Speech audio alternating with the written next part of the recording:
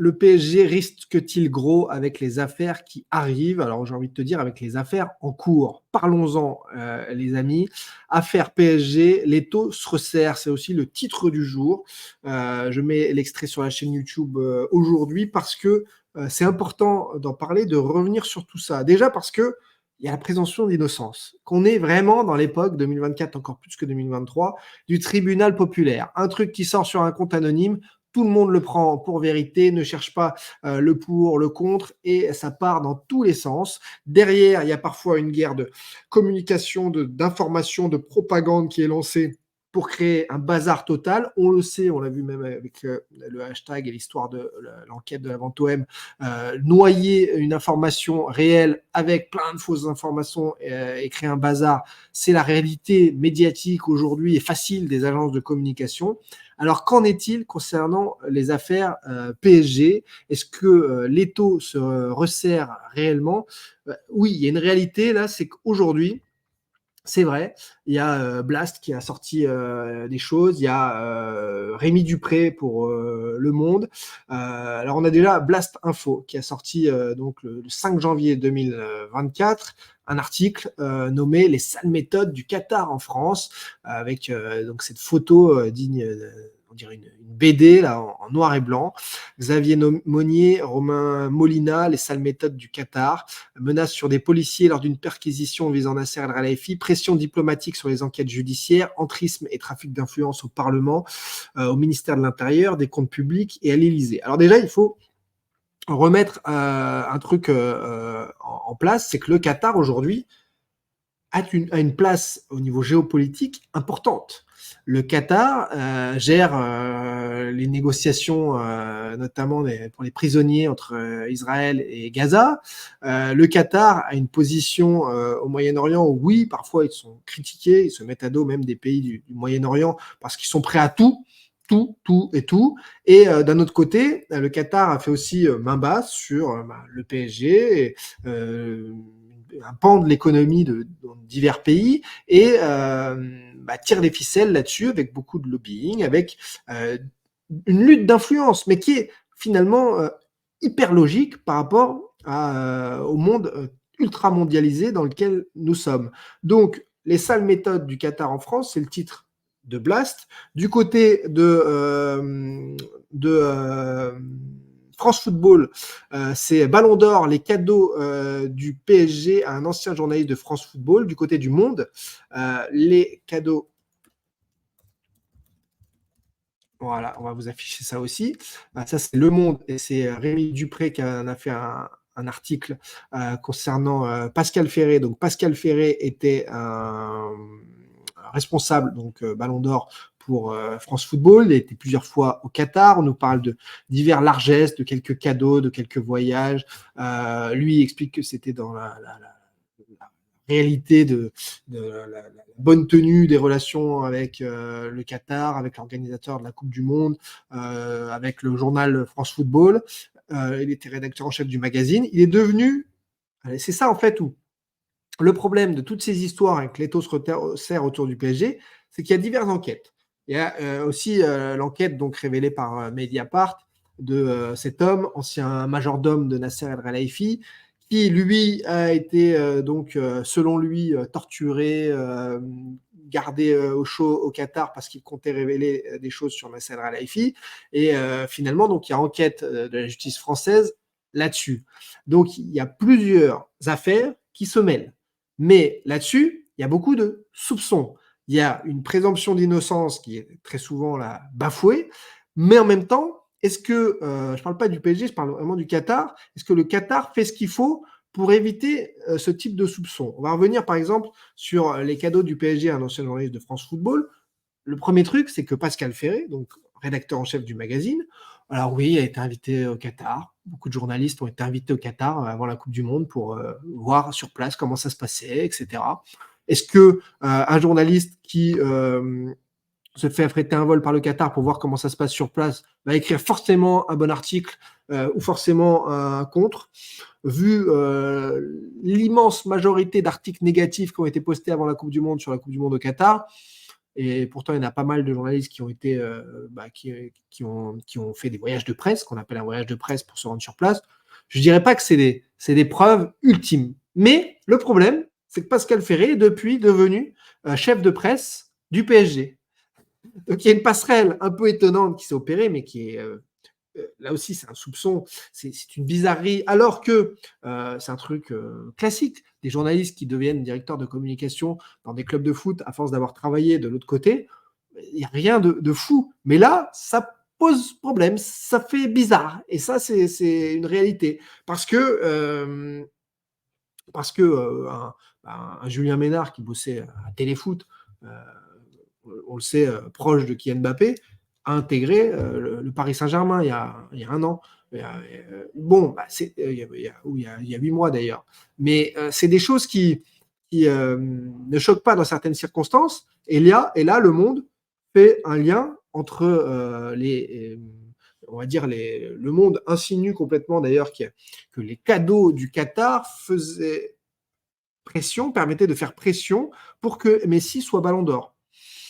Sachant que les votes sont dans le monde entier avec un, deux journalistes par pays, je ne sais pas comment on peut truquer à ce point les votes. Mais peut-être que. Mais moi, quand je vois que les taux se resserrent autour du Qatar, moi, ce qui me surprend, c'est le manque de faits ultra tangibles. Oui, au niveau éthique, c'est pas ouf. Oui, au niveau image, c'est pas dingue. Oui, c'est tout, mais c'est toujours border. Est-ce qu'il n'y a pas des faits flagrants? Et on le verra peut-être avec l'histoire donc de Mediapart. Donc Mediapart avec cet homme Tayeb Ben Abderrahman qui a été donc arrêté en janvier 2020, détenu pendant 307 jours selon lui par les autorités qatariennes. Et les Qataris, eux, disent que il portait atteinte au gouvernement, au pays, et que c'est un dangereux lobbyiste franco-algérien, et qu'il a été condamné à mort par contumace parce que il est dangereux pour le pays, etc. Donc chacun se renvoie sa version. Donc c'est aujourd'hui plusieurs affaires, les affaires des barbouzes du PSG d'après Mediapart, qui s'entremêlent.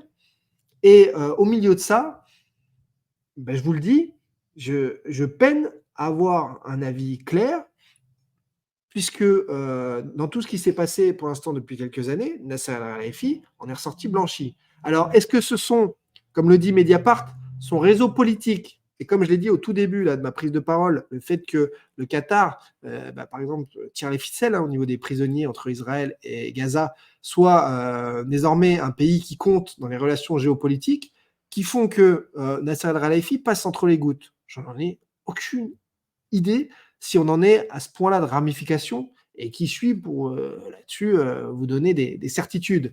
Mais quand on voit les histoires des cadeaux du PSG à Pascal Ferré, bon, là-dessus, pareil, l'article attaque, mais est-ce qu'il y a quelque chose de répréhensible en justice? Non, il n'y a rien en justice là-dessus contre Pascal Ferré. Donc c'est là-dessus une façon de montrer qu'il y a des soupçons, qu'il y a des trucs pas clairs, mais est-ce qu'il y a des trucs en justice? Non.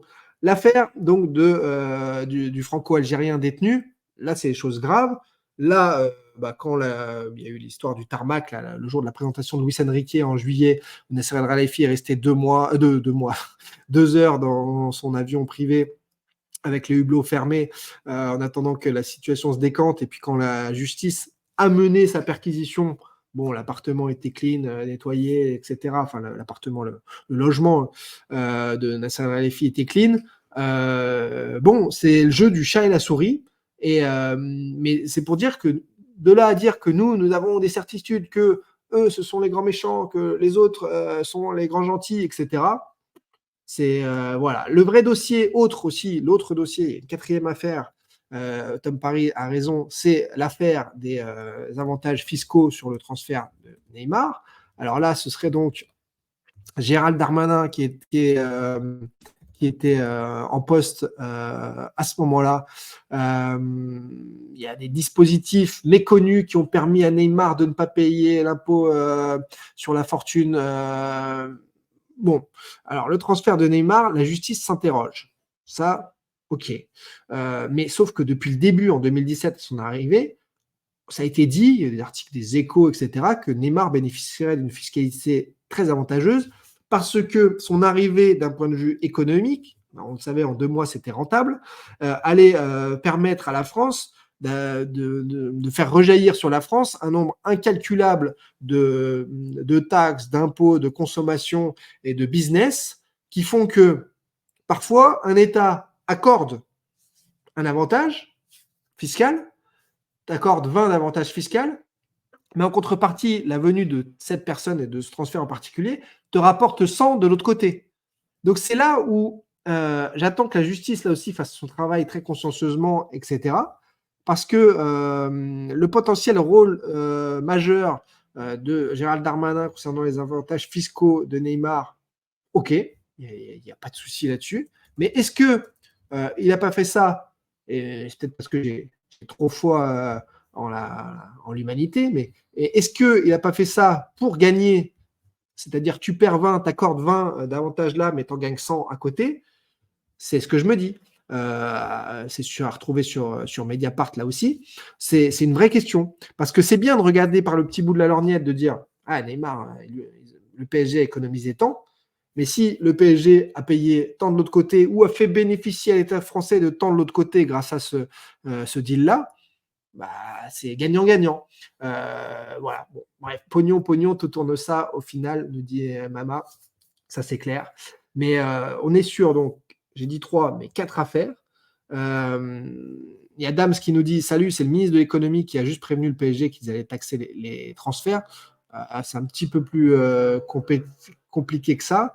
Il n'y aura jamais rien contre le PSG, ils ont rincé le gouvernement français, ils les tiennent. Alors c'est typiquement le type de commentaire sur lequel on se bat, sur des certitudes. Quand la justice aura fait son travail, tu pourras avoir de telles certitudes. Mais là, tu sais que c'est de la diffamation d'ailleurs, ça, tu balances n'importe quoi, mais c'est là-dessus, et c'est pour ça que j'ai voulu parler de ça.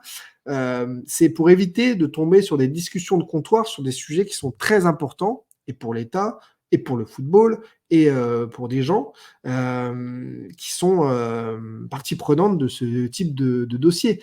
Parfois, on jette en pâture des noms, on salit des personnes pour rien, et c'est ça qui est assez dramatique. Marty McFly qui nous dit non, Marty McFly qui nous dit oui, mais si c'est l'État, oui, mais si c'est le ministre, c'est pas bon.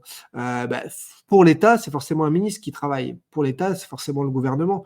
Après, s'il y a eu malversation, attention, s'il y a eu malversation, s'il y a eu truc sous le manteau, si ça n'a pas été fait clean et qu'en effet c'était pour une contrepartie gagnant-gagnant, parce que si tu n'accordais pas ce type de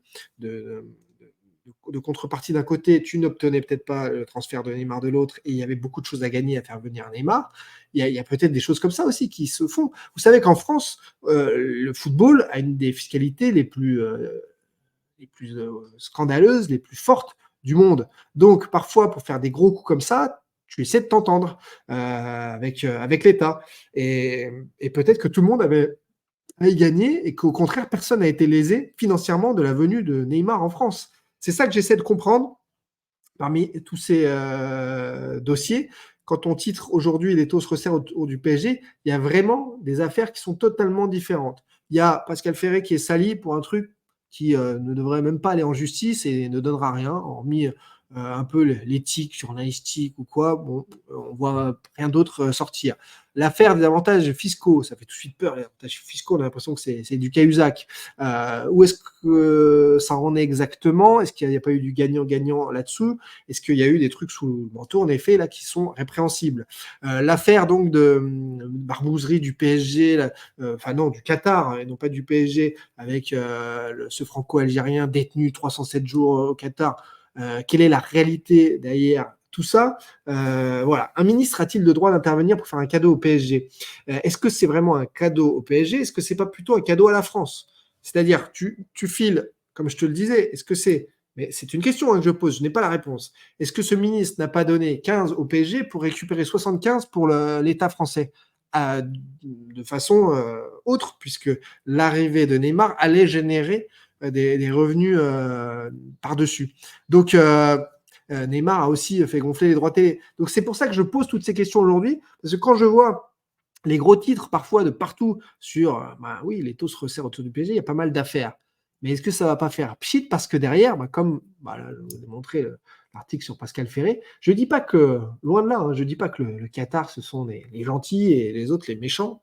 Et je l'ai dit, ils ont pris une place importante au Moyen-Orient. Ils sont détestés par certains pays du Moyen-Orient parce qu'ils sont, ils font trop, ils vont trop loin quand ils veulent quelque chose. Ok, mais ils sont attaqués là sur 3-4 affaires. On verra lesquelles aboutissent. Et ça, j'ai pas la réponse.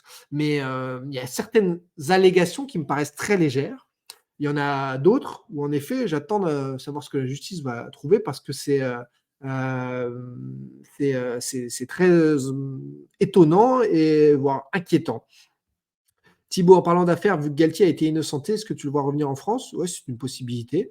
Pareil, je vous avais dit de ne pas tomber dans le tribunal populaire vis-à-vis de Galtier, de faire attention. Je vous disais que cette discussion entre quatre murs qui avait accouché d'un mail donc, de Julien Fournier me paraissait être juste un règlement de compte privé et qu'en justice, pareil, ce type de choses, il n'y a pas de témoin, ça ne pouvait que rien donner. Ça n'a rien donné. Donc voilà, mollo, en effet, quand on voit parfois des effets d'annonce, des gros titres, et on a sorti tel truc, que tout tombe aussi en même temps, c'est parfois pour gêner, embêter, salir un petit peu l'image. Voilà. À savoir aussi que la justice fait par moments mal son travail, dit Thibaut Becator. C'est encore un autre problème. Voilà, les amis. Salut Thibaut, as-tu des nouvelles pour Panenka?